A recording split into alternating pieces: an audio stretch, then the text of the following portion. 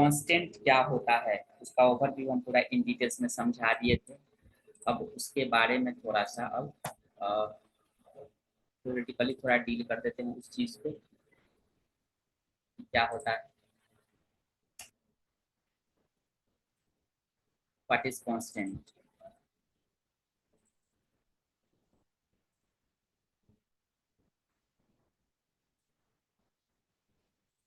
Constant का ये PDF है, तुम लोग को हम ये भेज देंगे ग्रुप में। कांस्टेंट क्या होता है, तो constant is a fixed value that can not be change इधर एट रन टाइम और एट डिजाइन टाइम। मतलब रन टाइम या डिजाइन टाइम में कभी भी हम कांस्टेंट को चेंज नहीं कर सकते हैं, उसको हम चेंज नहीं कर सकते हैं, उसको हम लोग क्या बोलते हैं, कांस्टेंट बोलते हैं। बताए थे ये भी, there are two types of constant. ये दो तरह के होते हैं कांस्टेंट, पहला आता है न्यूमेरिक कांस्टेंट, दूसरा होता है नॉन न्यूमेरिक कांस्टेंट, जिसको हम लोग बोलते हैं कैरेक्टर कांस्टेंट। न्यूमेरिक, अब पूछे न्यूमेरिक कांस्टेंट का मतलब क्या होता है, तो कहता है a fixed numeric value that may be इधर पॉजिटिव और निगेटिव। एक ऐसा फिक्स्ड न्यूमेरिक वैल्यू जो पॉजिटिव या निगेटिव में से कुछ भी हो सकता है, उसको हम लोग क्या बोलते हैं, न्यूमेरिक कांस्टेंट। जैसे एग्जांपल में 12 1 2 3 पॉइंट इतना इतना इतना, चाहे वो निगेटिव में हो या पॉजिटिव में कोई भी हो, उसको हम लोग क्या बोलेंगे, न्यूमेरिक कांस्टेंट। लेकिन अब इसमें भी कहता है कि अब ये न्यूमेरिक कांस्टेंट फिर आगे चल करके दो भाग में डिवाइड हो जाते हैं। कौन कौन सा होता है, एक होता है इंटीजर कांस्टेंट, ठीक है, और दूसरा आता है तुम्हारा क्या, रियल कांस्टेंट, या इसी को हम लोग क्या बोलते हैं, फ्लोट बोलते हैं। क्या बोलते हैं, इसी को बोलते हैं क्या, फ्लोट या रियल कांस्टेंट।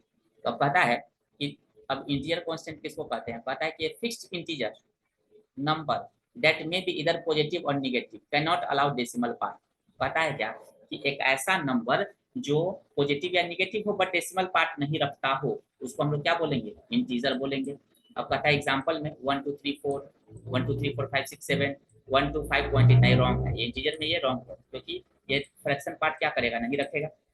ओके, नेक्स्ट है क्या, टाइप्स ऑफ इंटीजर कांस्टेंट। ठीक है, इंटीजर कांस्टेंट तीन तरह के होते हैं, एक होता है डेसिमल, एक होता है ऑक्टल और एक होते हैं हेक्साडेसिमल। जो नंबर सिस्टम तुम लोग को पढ़ाए थे उसमें इसके बारे में बताए थे। आगे भी क्लासेस जब होगा तो इन ब्रीफ में इसके बारे में हम बताएंगे कि तीनों का मतलब क्या होता है। ठीक है, अभी तो हम केवल डेसिमल से बाइनरी, बाइनरी से डेसिमल बताए थे। तो कहता है कि हमारा जो इंटीजर कांस्टेंट होते हैं वो तीन तरह के होते हैं। कौन कौन सा, बाइनरी को छोड़ करके, क्योंकि बाइनरी तो 0 1 में होता है, उसको हटा दो तो जो बचेगा डेसिमल, ऑक्टल और हेक्सा, वो क्या कहलाएगा, ये इंटीजर का ही टाइप है जिसमें कभी भी फ्रैक्शन पार्ट नहीं रखाएगा। वो जब भी रखेगा तो विदाउट फ्रैक्शन पार्ट रखेगा, 10 20 30 जो बोलो, लेकिन माइनस में रहेगा या पॉजिटिव में रह सकता है, लेकिन फ्रैक्शन पार्ट कभी भी नहीं रखता है, उसको हम लोग क्या बोलते हैं, इंटीजर बोलते हैं। इतना याद रखना, ठीक है। अब अगला कहता है रियल कांस्टेंट। अब कहता है क्या कि the constant which may be either integer और फ्रैक्शन एंड में भी पॉजिटिव और निगेटिव वैल्यू। मतलब ये इंटीजर भी हो सकता है और फ्रैक्शन भी हो सकता है, ठीक है। जैसे हम देते हैं माइनस, देखो 0.1 माइनस 1.2345 माइनस 2 पॉइंट इतना इतना इतना 3.14 etc, ये ऑल क्या है, रियल कांस्टेंट। ठीक है, अगर हम 10 लिखेंगे तो रियल कांस्टेंट हो सकता है, इंटीजर भी हो सकता है, लेकिन 10.5 लिखेंगे तो वो ऑलवेज क्या होगा, वो ऑलवेज तुम्हारा रियल होगा, मतलब कि फ्लॉट होगा। ठीक है, अब पता है क्या कि अब टाइप्स ऑफ फ्लॉट या रियल कांस्टेंट, रियल कांस्टेंट कितने तरह के होते हैं, तो ये फिर दो तरह के होते हैं। रियल कांस्टेंट जो होते हैं वो तुम्हारा दो तरह के होते हैं। कौन कौन से होते हैं, तो सबसे पहला आता है तुम्हारा सिंगल प्रिसीजन रियल कांस्टेंट, दूसरा आता है डबल प्रिसीजन रियल कांस्टेंट। तो सिंगल प्रिसीजन रियल कांस्टेंट किसको कहते हैं, तो कहता है क्या कि real constant which maximum 6 digit are allowed after the decimal part. Decimal के बाद 6 स्थान तक रखेगा जो नंबर को, उसको हम लोग क्या बोलते हैं, सिंगल प्रिसीजन। और डेसिमल के बाद जब 14 स्थान तक रखता है उसको हम लोग क्या बोलते हैं, डबल प्रिसीजन। क्या बोलते हैं, डबल प्रिसीजन। अब पता है it occupy 4 byte memory space, ये 4 बाइट लेता है, इसको हम लोग फ्लॉट बोलते हैं। ये लेता है 8 बाइट मेमोरी लेता है और इसको हम लोग क्या बोलते हैं, डबल बोलते हैं। पिछले क्लास में भी सबको एक बार ओवरव्यू हम दिए थे पूरा, ठीक है। अब पता है क्या कि representation of real constant, real constant का रिप्रेजेंटेशन दो तरह से होता है। एक होता है तुम्हारा इंजीनियरिंग रिप्रेजेंटेशन और दूसरा जो होता है वो होता है तुम्हारा साइंटिफिक रिप्रेजेंटेशन। क्या होता है, इंजीनियरिंग रिप्रेजेंटेशन, दूसरा होता है साइंटिफिक रिप्रेजेंटेशन। तो कहता है कि अगर मान के चलो एक मिनट,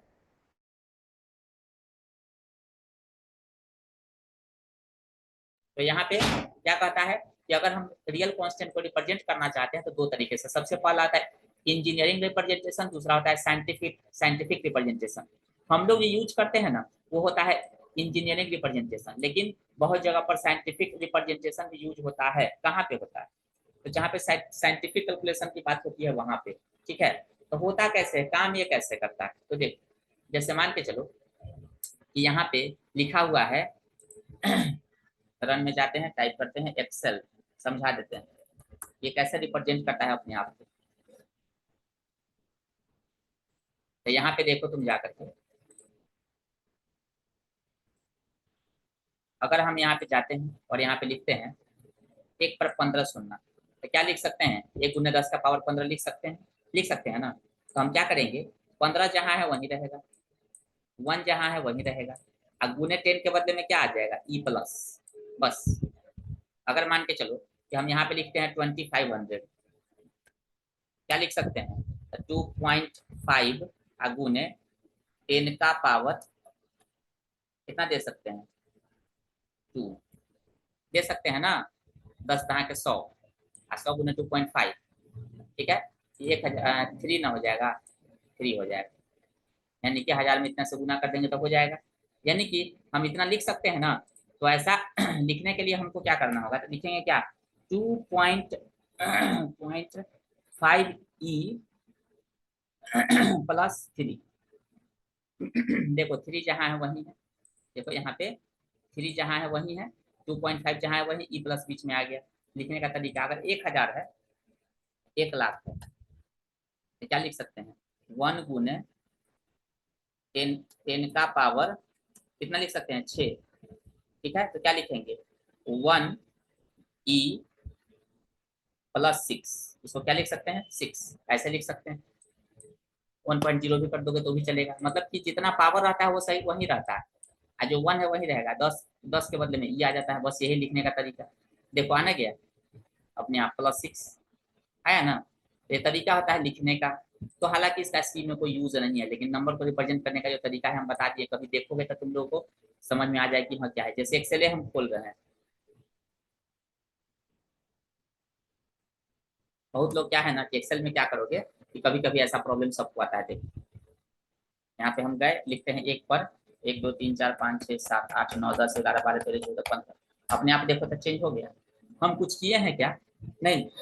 डबल क्लिक करोगे तो यही नंबर दिखेगा, लेकिन छोटा देखोगे तो एक लिमिटेड नंबर तक ही इसमें रखता है। देखो इतना तक हम रखे तो सही है, एक इसके बाद रख रहे हैं 8 तक तो भी सही है, इसका 9 तक रख रहे हैं तो भी सही है, जैसे ही इसके बाद 0 डाल देंगे तब पर भी सही है, उसका एक और हम डाल देते हैं 0 तो भी सही है। देखो उस पर एक और 0 डालेंगे तब शायद गड़बड़ आ जाएगा। देखो आना गया, 10 डिजिट तक सही ले रहा है, उससे ज्यादा जैसे ही डाल रहे हैं अपने आप चेंज हो जा रहा है। देख लो हुआ ना, 1 की पर 11 पावर, ठीक है। ये तरीका होता है रिप्रेजेंट करने का। अब आगे कहता है यहाँ पे दूसरा कि कैरेक्टर सेट कांस्टेंट किसको कहते हैं, तो कहता है कि विच में बी आइदर नन और मोर देन 1।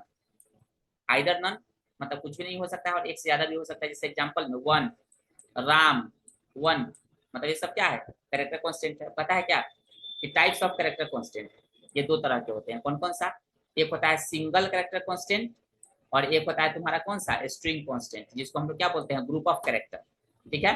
तो कहता है कि सिंगल कैरेक्टर कांस्टेंट किसको कहते हैं, all single character constant include with in a single quote. तुमको क्या बताए थे कि हमेशा तुम्हारा सिंगल कोट में रहता है, ठीक है। और थोड़ा और ब्रीफ में अगर तुमको देखना हो तो दिखा देते हैं। देखो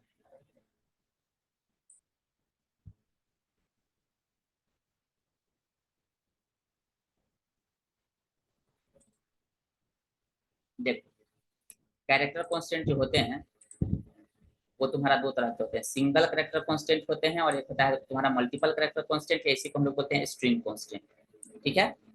तो अब कहने का मतलब ये है कि सिंगल कैरेक्टर कांस्टेंट किसको कहते हैं, इंक्लूड इन सिंगल कोट, ये हमेशा सिंगल कोट में रहेगा, 1 बाइट मेमोरी लेता है, हर कैरेक्टर का अपना एक आस्की वैल्यू होता है, store only once only single character at a time, एक बार में सिंगल कैरेक्टर ही स्टोर कर सकता है, इससे ज्यादा नहीं स्टोर कर सकता है। जैसे एक चेयर पे एक आदमी रह सकता है, लेकिन सोफा पे क्या होगा, बहुत ज्यादा आदमी चला आएगा, तो वही चीज यहाँ पे है। ये तुम्हारा सोफा हो गया, ये वाला चेयर हो गया, ठीक है। Represent as a character, C H R char से हम लोग रिप्रेजेंट करते हैं, ये क्या कहता है, इंक्लोज इन डबल कोट, ये हमेशा डबल कोट में बंद होता है। It occupy user define size, S I x नहीं होगा, जेड होगा यहाँ पे, ये जितना मन उतना साइज का यूजर कर सकता है।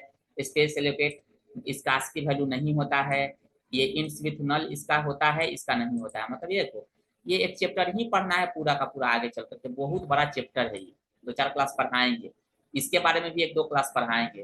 तो तुमको ये चैप्टर ही पढ़ना है, बस अभी तुमको डिफरेंस समझना है, बाद में धीरे धीरे ये सब पॉइंट्स जो लिखा हुआ है वो तुमको समझ में धीरे धीरे आएगा।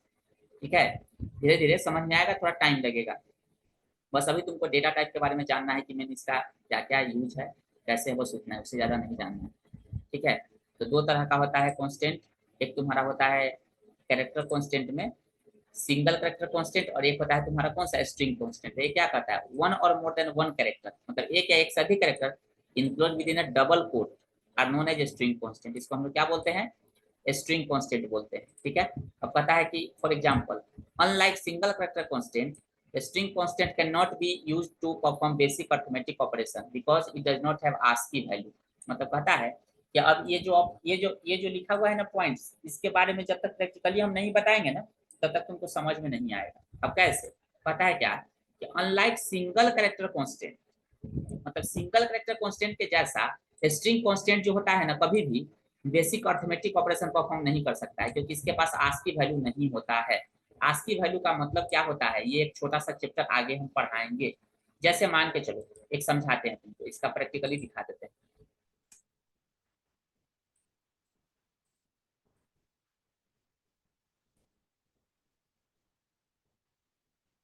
हम लेते हैं यहाँ पे जा करके कैर, एक वेरिएबल का नाम ले लेते हैं क्या, सी एच, सी एच ले लेते हैं, ले लिए। सी एच में लेने के बाद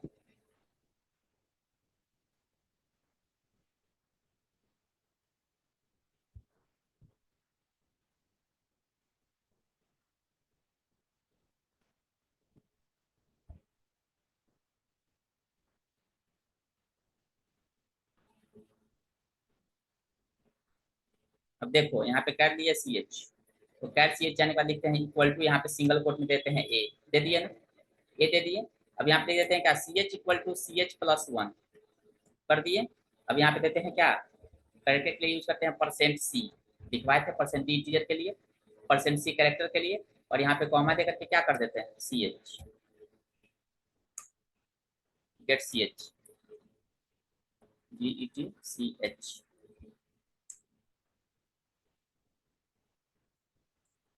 कितना आया, डी आया।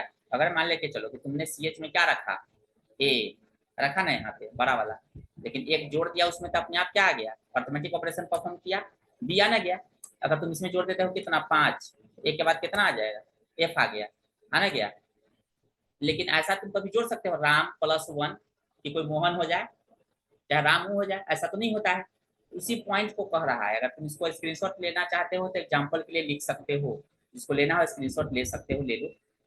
ठीक है, तो वही कहता है यहाँ पर कि यहाँ पे इसी पॉइंट को यहाँ पे कहा जा रहा है कि unlike single character constant, string constant cannot be used to perform basic arithmetic operation because it does not have ASCII value। इसके पास ASCII वैल्यू नहीं होता है, इसी के वजह से ये ऐसा नहीं कर पाता है। अब देखो ये वाला टाइप्स ऑफ कैरेक्टर कांस्टेंट तो बता ही दिए। अब नोट नोट में यहाँ पे क्या कह रहा है, all the single character constant have ASCII value, that's why it can be used to perform basic arithmetic operation like a plus अगर 1 करते हैं, it is a legal expression, ये सही है, ये perform apart from the normal single character constant. मतलब कहता है कि ए प्लस 1 करेंगे तो अपने आप बी हो जाएगा, 2 करेंगे तो सी हो जाएगा अपने आप। लेकिन इसके बारे में हम अभी नहीं बता रहे हैं, आगे बताएंगे ये क्या होता है, इसके बारे में अभी दिमाग नहीं लगाना है, हम आगे बताएंगे। इस पीडीएफ को तुम लोग को ग्रुप में हम भेज देंगे। ठीक है, तो कांस्टेंट के बारे में पिछले क्लास में जो हम तुम लोग को फिगर ड्रॉ करके बताए थे वो दिमाग में ज्यादा रखो, ये थ्योरेटिकली पॉइंट्स है। बीसीए वाले जो लोग क्लास कर रहे होंगे एग्जाम में लिख लो, ये पीपीआई पॉइंट है, ये पूछा जाता है, ये पूछा जाता है क्वेश्चन। ठीक है, अगर तुम लोग को देखना हो तो ऐसे देख सकते हो। देखो बता देते हैं ऐसे, अभी तक तुम लोग को हम बहुत ज़्यादा तो नहीं पढ़ाए होंगे, ठीक है, लेकिन जितना ही पढ़ाए हैं, ठीक है, तो बीसीए वाले लोग और भी बाकी लोग भी अगर क्लास कर रहे होंगे तो वो लोग देख लो कि कैसा क्वेश्चन पूछा जाता है सी से, वो हम केवल दिखाना चाहते हैं।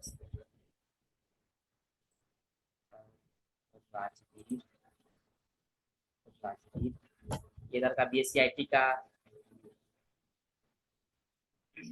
बैच, निखिल तुम लोग के बैच का है क्या ये, लड़का राजवीर? यस सर, मेरी बैच का है। तुम्हारे ही बैच का ना है ये वाला? हाँ हाँ। शायद याद नहीं है हमको। File links.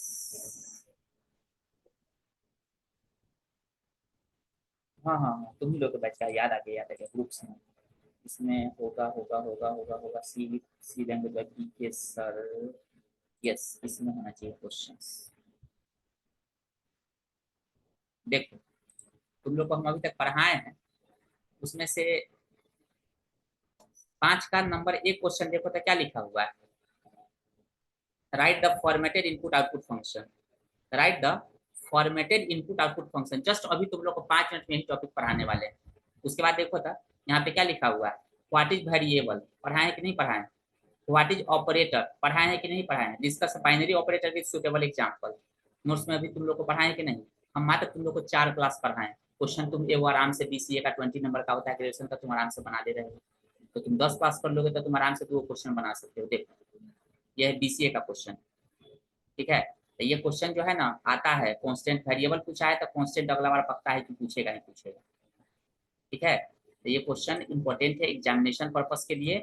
और यहाँ पे तुम्हारा ये क्वेश्चन पूछा जाता है कि कांस्टेंट क्या होता है, उसको डिफाइन करिए। तो तुमको ये जो पीडीएफ हम तुम लोग को भेजेंगे, ये पूरा बढ़िया से ये पूरा लिखना पड़ेगा, एक एक कर करके डिफाइन कर करके विथ एग्जाम्पल के साथ।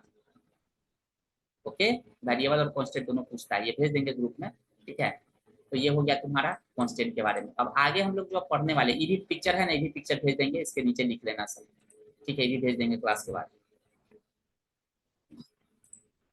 क्लास के बाद क्या हमको याद वाद रहेगा कि नहीं रहेगा कौन जानता है? अभी भेज देते हैं सब कुछ, यही है, इसी में भेज देते हैं, फाइल्स भेज देते हैं। कांस्टेंट, कांस्टेंट कहाँ है? कांस्टेंट, यस कांस्टेंट ये रहा, कांस्टेंट ये रहा, भेज देते हैं। एक और जो अभी वाला फोटो जो बताए हैं वो भेज देते हैं, लग में, यस ये वाला भेज देते हैं, चला गया, ठीक है? और एक और अभी जो बताएंगे आगे जो पढ़ाने वाले हैं, इनपुट आउटपुट इन सी, ये भी हम भेज ही देते हैं। चलो, ये भी भेज दिए, ओके। अब यहाँ पे आगे हम लोग जो पढ़ेंगे टॉपिक, वो है टॉपिक फंक्शन पढ़ाएंगे तुमको, ठीक है? फंक्शन क्या होता है, एक मिनट। हाँ हेलो,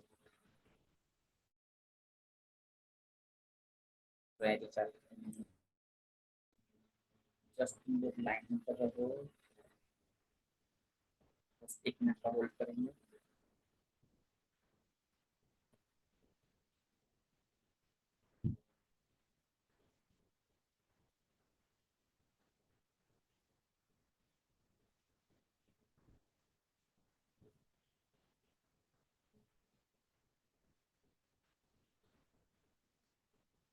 जो अभी से क्लास लेंगे बहुत इंपॉर्टेंट है, सब लोग एकदम ध्यान से सुनना जो नए लोग हो रहे हैं।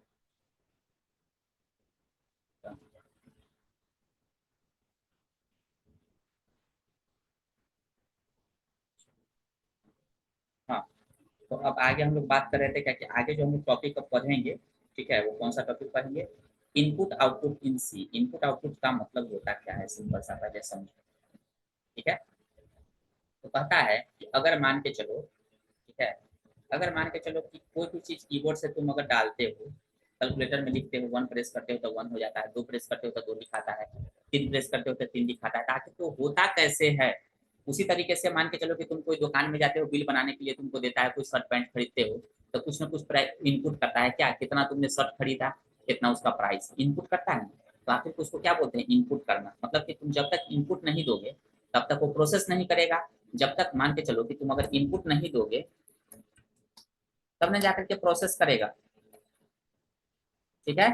तब होगा तुम्हारा आउटपुट, ठीक है?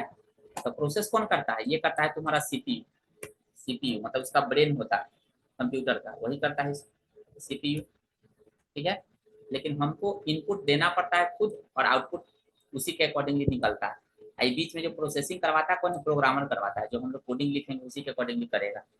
तो अब इनपुट करने के लिए क्या मेथड होता है सी में? तो हम कहते हैं सी ही नहीं, दुनिया में किसी भी प्रोग्रामिंग लैंग्वेज में अगर तुमको इनपुट करना है तो उसके लिए बना बनाया हुआ फंक्शंस है। तुमको फंक्शन को जानना पड़ेगा कि उस फंक्शन का काम क्या है, उसका यूज क्या है। तो कहता है क्या कि in C language if we want to perform any input output operation we use predefined functions. क्या यूज करते हैं हम लोग? Predefined functions. पहले से बना बनाया हुआ वो फंक्शन देता है, उसको हम लोग यूज करते हैं। All the predefined function are defined inside C library. C के लाइब्रेरी के अंदर में सारे के सारे प्री डिफाइंड फंक्शंस है ना, वो क्या है, रखे हुए हैं बना करके, बस हमको यूज करने आना चाहिए। ठीक है। तो अब पता है क्या कि फंक्शन का मतलब होता क्या है। यहाँ पे क्या आया, टॉपिक फंक्शन। तो फंक्शन का मतलब क्या होता है? तो पता है क्या कि it is a group of statement to perform specific task. ये एक ग्रुप ऑफ स्टेटमेंट होता है जो स्पेसिफिक टास्क को करता है। अब जैसे कि मान लो हमको बोलेंगे क्या कह रहे हैं, हमको ना दिल्ली जाने का प्रोग्राम। तो उसके लिए क्या है ना कि कुछ ना कुछ स्टेप होगा, पहले टिकट कटवाएंगे, कंफर्म होगा, तो हम तो अपना पैकिंग करेंगे, कैसे कैसे जाएंगे, स्टेप बनाएंगे ना, तो एक प्रोग्राम हो जाएगा। तो वही पता है क्या, तो उसका फंक्शन हम लोग नाम दे देते हैं। कि अगर फंक्शन का मतलब क्या है कि एक ग्रुप ऑफ टास्क होता है, स्टेटमेंट होता है कि एक स्पेसिफिक टास्क को करता है। जैसे मोबाइल में अगर मान के चलो कि तुमको कोई अगर कॉन्टेक्ट लिस्ट देखना है तो उस पर जाकर के क्लिक करना पड़ता है, तो कॉन्टेक्ट लिस्ट दिखता है। सेटिंग करना होता है तो सेटिंग वाला फंक्शन पे जाना पड़ता है। व्हाट्सएप चलाना है तो व्हाट्सएप के ओपन फंक्शन पे जाना पड़ेगा। इंस्टाग्राम चलाना है तो उसको ओपन करना पड़ेगा। मतलब खोलने के तरीके को क्या बोलते हैं, फंक्शन। जैसे गाड़ी में क्लच का फंक्शन अलग होता है, गियर का फंक्शन अलग होता है, तो सब बना बनाया हुआ है, बस तुमको क्या करना है, ऑपरेट करना है। तो कोई ना कोई तो उसको बनाया होगा। वही पता है फंक्शन का मतलब, it is a group of statement to perform specific task. ये एक ग्रुप ऑफ स्टेटमेंट होता है जो स्पेसिफिक टास्क को करता है, उसको हम लोग क्या बोलते हैं, फंक्शंस बोलते हैं। अब पता है तेरा to types of function. Function दो तरह के होते हैं, कौन कौन सा? एक होता है प्री डिफाइंड फंक्शन, एक होता है user defined function. Pre defined function का मतलब क्या होता है कि एक ऐसा फंक्शन जो पहले से सी के अंदर में बना बनाया हुआ हमको दे दिया है, उसको हम लोग क्या बोलते हैं, pre defined function. User defined function का मतलब ये एक ऐसा फंक्शन जो हम खुद के लिए बनाएंगे, अपने काम के लिए बनाएंगे। तो ये फंक्शन का कब पढ़ाएंगे, जब फंक्शन चैप्टर पढ़ाएंगे तब, 1 महीने के बाद। अभी तुमको क्या पढ़ना है, प्री डिफाइंड फंक्शन, जो पहले से डिफाइंड फंक्शन है, केवल अभी उसी के बारे में हमको जानना है। ठीक है। तो पता है कि प्री डिफाइंड फंक्शन फिर आगे चल करके दो भाग में डिवाइड हो जाता है। कौन कौन सा? एक होता है फॉर्मेटेड इनपुट आउटपुट फंक्शन, जो अभी तुमको क्वेश्चन पूछा था बीसीए में, वो बताए थे। दूसरा होता है क्या, अनफॉर्मेटेड इनपुट आउटपुट फंक्शन। तो पता है क्या कि फॉर्मेटेड का मतलब क्या होता है, चेंजेबल। फॉर्मेटेड का मतलब क्या होता है, चेंजेबल। एक ऐसा फंक्शन जिसमें हम अपने इनपुट डेटा को और आउटपुट डेटा को अपने अनुसार चेंज कर सकते हैं, उसको हम लोग क्या बोलते हैं, फॉर्मेटेड इनपुट आउटपुट फंक्शन। दूसरा कहता है कि अनफॉर्मेटेड में, जिसको हम अपने हिसाब से चेंज नहीं कर सकते हैं, उसको हम लोग क्या बोलते हैं, अनफॉर्मेटेड इनपुट आउटपुट फंक्शन। ठीक है। तो अब पता है कि यहाँ पे फॉर्मेटेड इनपुट आउटपुट फंक्शन का मतलब क्या होता है। तो देखो, पता है पहला नंबर में फॉर्मेटेड इनपुट आउटपुट फंक्शन का मतलब कि the function which format the input output data called formatted input output function. मतलब तुम्हारे इनपुट आउटपुट के डेटा को तुम्हारे अकॉर्डिंगली फॉर्मेट करेगा, उसको हम लोग क्या बोलते हैं, फॉर्मेटेड इनपुट आउटपुट फंक्शन। जिसमें सबसे पहला फंक्शन का नाम क्या है, printf, C printf, F printf, text colour etc. ये सारे के सारे कैसा फंक्शन है, फॉर्मेटेड इनपुट आउटपुट फंक्शन है, मतलब चेंजेबल वाला। लेकिन पता है यहाँ पर कि अब इसमें से सारे फंक्शन का हमको अभी यूज नहीं है, इसमें से सारे फंक्शन का हमको अभी यूज नहीं है। ठीक है। तो कब यूज आएगा, तो जहां पे आएगा वहां पे हम तुमको बताएंगे। बस अभी मेरा काम किसका है, प्रिंटफ फंक्शन का। ठीक है। अभी किसका काम है, प्रिंटफ फंक्शन का, तो हम इसी के बारे में तुमको बताएंगे। एक बार फिर से हम शुरू से बताते हैं, रिपीट करते हैं। अगर हमको सी में कोई भी डेटा को इनपुट करना है या आउटपुट करना है, तो उसके लिए हमको नीड होती है फंक्शंस की। तो कैसा फंक्शंस की, तो वैसा फंक्शंस जिसने सी को बनाया उसने उसको बना करके हमको दे दिया, बोला कि तुम यूज करो, तो हम उसको यूज कर रहे हैं। तो अपना फंक्शन हम कब बनाना सीखेंगे, जब हम कुछ दिन आगे और चीजें पढ़ लेंगे, कुछ चैप्टर्स जब पढ़ लेंगे, अनुभव हो जाएगा, कुछ तब बनाना सीखेंगे। ठीक है। जैसे तुम अपना मोबाइल नया खरीदते हो, ले लेते हो, गाड़ी ले लेते हो, खरीद लेते हो, तुमको बोले कि बनाना सीखो, तो तुमको कुछ दिन टाइम लगेगा सीखने में, उसके एक फंक्शन को समझने में। लेकिन पहले से जो फंक्शन है, पहले तो तुमको उसको समझना पड़ेगा कि कैसे खुलता है, कौन कौन से पार्ट्स होते हैं, क्या क्या काम होता है, कैसे खराब होता है, कैसे ठीक होता है, वो सारा चीज़ है। ठीक है। अब पता है कि फंक्शन का मतलब it is a group of statement to perform specific task. एक ग्रुप ऑफ स्टेटमेंट होता है जो स्पेसिफिक टास्क को करता है। और पता है क्या कि there are two types of function, दो तरह के होते हैं फंक्शंस। एक होते हैं प्री डिफाइंड फंक्शंस, दूसरा होता है user defined functions. Pre defined function किसको कहते हैं? कि एक ऐसा फंक्शन जो सी के कंपाइलर के अंदर में पहले ही से डिफाइंड है, उसको हम लोग क्या बोलते हैं? Pre defined function. तो ये डिफिनीशन हम तुमको बाद में बताएंगे, जब चैप्टर पढ़ाएंगे फंक्शन तो वहाँ पे पूरा डिटेल्स इसके बारे में लिखवाएंगे, बस अभी तुमको नाम जानना है। अब पता है कि प्री डिफाइंड फंक्शन किसको कहते हैं? तो ऐसा फंक्शन जो सी के अंदर में डिफाइन है, यूजर डिफाइंड, जिसमें हम अपने बारे में फंक्शन के बारे में खुद से बनाएंगे, उसको हम लोग बोलेंगे यूजर डिफाइंड फंक्शन। अब पता है कि अब दो तरह के होते हैं प्री डिफाइंड फंक्शन, कौन कौन सा? फॉर्मेटेड और दूसरा होता है अनफॉर्मेटेड इनपुट आउटपुट फंक्शन, दूसरा होता है फॉर्मेटेड इनपुट आउटपुट फंक्शन। तो फॉर्मेटेड किसको कहते हैं? तो पता है कि एक ऐसा फंक्शन जिसमें हम अपने इनपुट डेटा को, आउटपुट डेटा को अपने हिसाब से जैसे चाहेंगे वैसे, जहां चाहेंगे वहां, जैसे मतलब कलर चाहेंगे वैसे कलर में प्रिंट कर सकते हैं अपने अकॉर्डिंगली। उसको हम लोग क्या बोलते हैं? Formatted input output function. अब उसमें सबसे पहला है प्रिंटेफ, सी प्रिंटेफ, ये सब बाकी बहुत सारा है इसके अंदर में, 100 का लिस्ट वो लोग लिख देंगे, लेकिन हमको मतलब जिससे रहेगा उसी से ना मतलब रखेंगे। तो प्रिंटेफ के बारे में हमको अभी जानना बहुत ज्यादा जरूरी है, तो उसी के बारे में हम लोग अभी बात करेंगे, ठीक है? ओके, एक minute.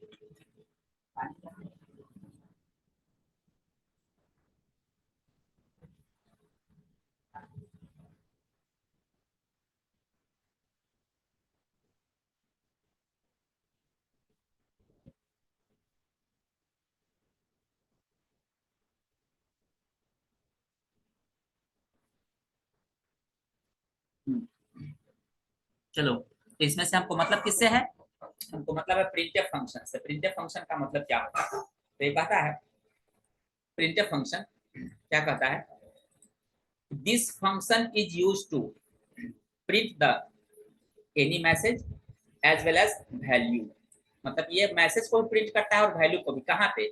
On the standard output device that is monitor. कहाँ पे? तुम्हारे स्क्रीन पे। तुम्हारे स्क्रीन पे ये किसी भी वैल्यू को और मैसेज को क्या करता है? प्रिंट करता है। अब पता है क्या? It uses different types of conversion specifier for different types of data type. मतलब ये अलग अलग तरह का स्पेसिफायर यूज करता है different different types of data type के लिए, जो कि तुमको हम बता दिए हैं कि कैरेक्टर के लिए क्या यूज करते हैं, परसेंट सी, ये होता है स्पेसिफायर, और ये होता है तुम्हारा डेटा टाइप, ठीक है? अब इंटीजर के लिए क्या यूज होता है? Percent D. फ्लोट के लिए क्या यूज होता है? Percent F. डबल के लिए क्या यूज होता है? Percent L F. स्ट्रिंग के लिए क्या होता है? Percent S. इसको हम लोग क्या बोलते हैं? Conversion specifier. तो कोई पूछ देगा ये होता क्या है, ये कन्वर्जन स्पेसिफायर क्या होता है, ठीक है? तो बताते हैं कि क्या होता है स्पेसिफायर। तो देखो, पता है कि हम लोग इंसान हैं।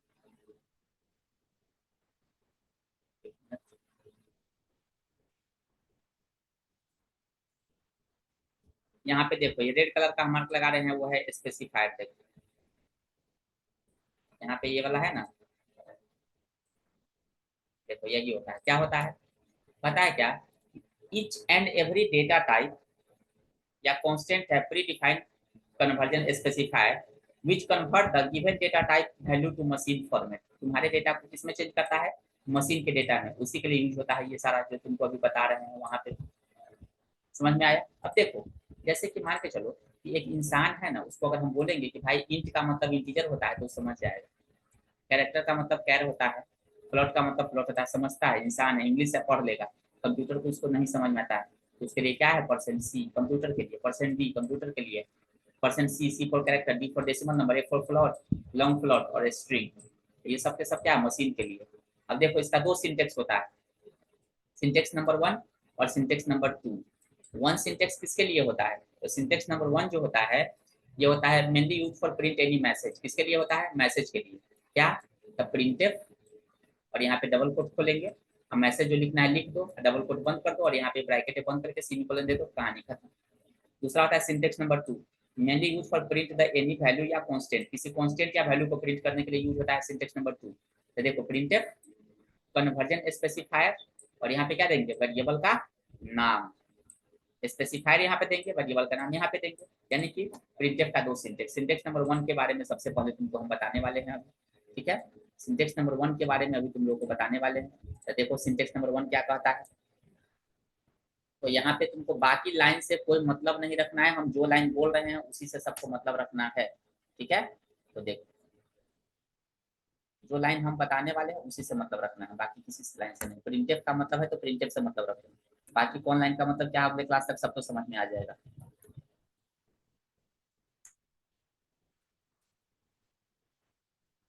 अब देखो यहाँ पे हम लिखते हैं क्या, ERINTF, ठीक है।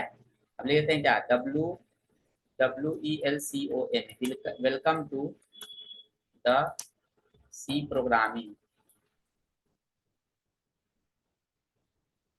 डबल कोट बंद कर दिया, ब्रैकेट बंद कर सी कर दिया, यहाँ पे मार दिया। सिंटेक्स क्या कह रहा था, प्रिंटफ, जो लिखना है लिख दो बीच में, और यहाँ पे इसको बंद कर दो। देखो यहाँ पे रन में जाएंगे तो क्या लिखा हुआ रन, देखो क्या है आउटपुट में, welcome to the C programming आ गया, ठीक है।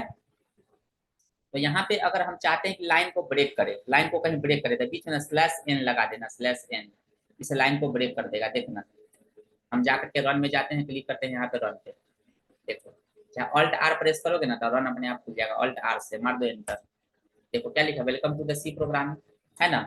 टू के पहले हम लगा देते हैं स्लैश एन, तो जहाँ पे तुम स्लैश एन लगाओगे ना वहाँ लाइन अपने आप ब्रेक हो जाएगा। देखो welcome to the C program आया ना, ठीक है।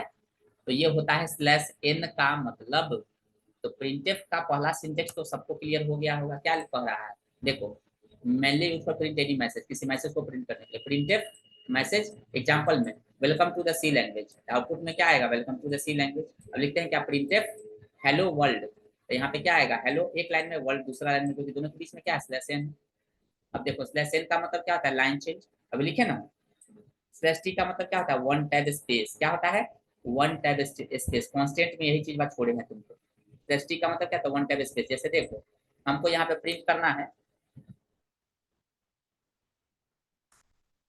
यहाँ पे लिखते हैं PRAKASH प्रकाश, ठीक है।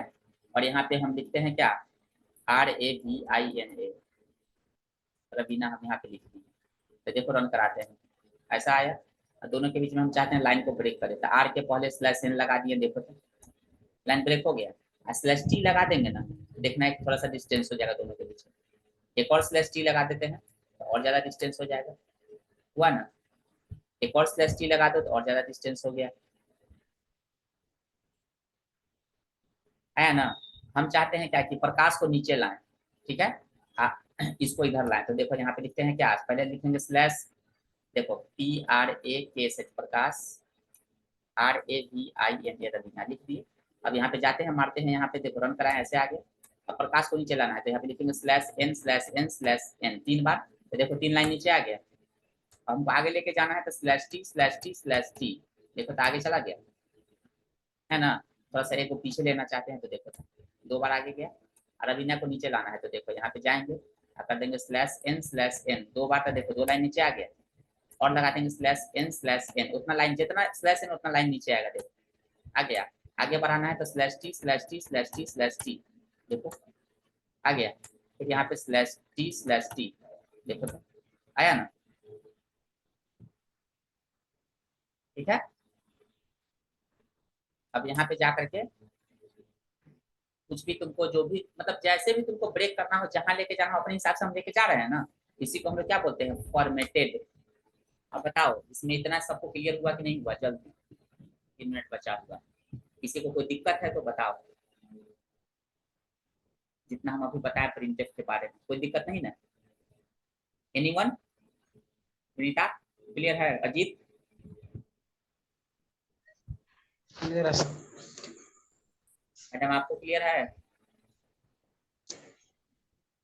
Yes sir. ठीक।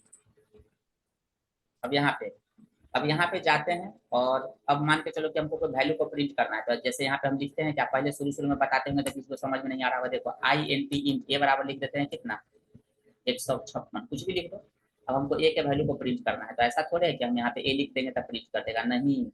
अगर हम यहाँ पे लिखते हैं ए को देखना नहीं प्रिंट करेगा ये, देखो तो रन कराते हैं एरर दे देगा, एरर दिया ना। तो यहाँ पे तुमको लिखना पड़ेगा डबल कोट में %d, इंटीरियर के बदले में क्या होता है %d, या कॉमा दे करके ए, तो देखो तो प्रिंट कर दिया 156। अगर मान के चलो कि यहाँ पे देते हैं क्या, कॉमा दे करके d बराबर देते हैं हम 300, तो यहाँ पे क्या दे देंगे %d, या फिर देते हैं %d, देते हैं a कॉमा b। तो पहला ए जो है ना परसेंट पहला की जगह, बी होगा दूसरा की जगह, देखो तो आ गया। दोनों दोनों के बीच में डिस्टेंस चाहिए तो यहाँ पे क्या कर दो, स्लैश टी लगा दो, देखो दोनों के बीच में लाइन ब्रेक करना है तो स्लैश एन लगा दो, देखो आ गया। अगर मान के चलो कि डेटा दिए हुए हैं कोई हम ऐसा FLOAT फ्लॉट फ्लॉट फ्लॉट देते हैं, क्या दे देते हैं, C बराबर देते हैं 22/7, पाई का वैल्यू होता है, दे दिए हम, ठीक है, 22/7। अब जाते हैं यहाँ पे लिख देते हैं क्या, एक और दे देते हैं /n %f, किसके लिए, फ्लॉट के लिए, आपको हम करके क्या दे देंगे, C। देख आ गया 3.000 आया ना। तो यहाँ पे अगर मान के चलो कोई डाटा हम खुद से कोई वैल्यू दे देते हैं, जैसे कि देते हैं C बराबर 5 पॉइंट समथिंग दे दो, दे दिए, देखो तो प्रिंट कर रहा है कि नहीं कर रहा है, 5.234 आप 3 को 16 और दे दिया, 6 स्थान तक है कि नहीं, बताया था ना कि फ्लॉट जो होता है तुम कितना भी नंबर दोगे तो अपने आप 6 स्थान तक तू ले ही लेगा, तुम 5 भी दोगे तो भी 6 स्थान तक ले लेगा, देखो कुछ भी तुम लिख दो 6 स्थान तक लेगा, देखो दे दिए ना, इतना कई स्थान तक ले रहा है, 6 तक ना ले रहा है, ज्यादा ले लिया, डिक्लेरेशन सिंटेक्स एरर। अच्छा सिंटेक्स यहाँ पे देखो सेमीकोलन नहीं दिया, देखो कितना स्थान तक दिया, 6 स्थान तक, तुम कितना भी दोगे प्लॉट में तो डेसिमल के बाद 6वें स्थान तक लेगा। क्लियर हो गया सबको इतना। किसी वैल्यू को प्रिंट करने के लिए क्या करते हैं, ठीक है। 1 मिनट बचा हुआ है, आगे सेशन में बढ़ाएं कितना ही रहने दे, आज पढ़ ले, बताओ सर अपना रिव्यू दो जल्दी। पढ़ाइए पढ़ाइए। अच्छा बहुत जोश है यार, बाकी लोग बताइए, छोटा सा सेशन और रखे कि छोड़ दे, कंटिन्यू सर, कंटिन्यू। बाकी अजीत, पढ़ाइए सर। चलो ठीक है, बस ज्यादा नहीं, 10:30 बजे तक छोड़